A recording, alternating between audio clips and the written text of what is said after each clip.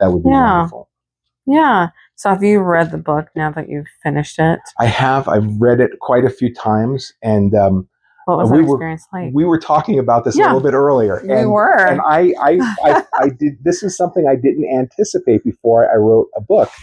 And as I'm reading through the story, I know the story. I wrote every word of it. Absolutely. And I will get choked up at certain parts of it. There are some very emotional parts of the book, and some very sad things happen in there. And I get upset about it. And I think, wait a minute, you wrote this. You know what's coming. How can you feel this strong emotion for something that you know?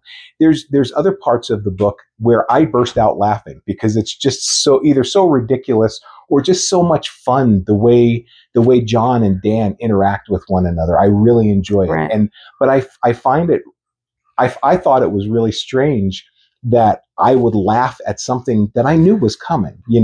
As I've talked to other authors, it's something that's very common.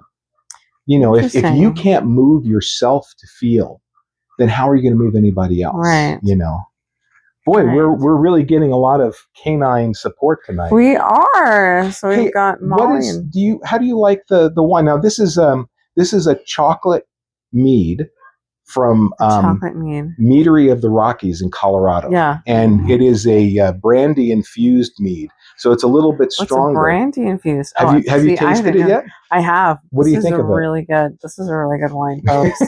This is delicious. Okay. Reading a good book like Dan Tesson and having some wine, I think that's a great night to have. It's fun. It's fun to have something that you can taste and enjoy.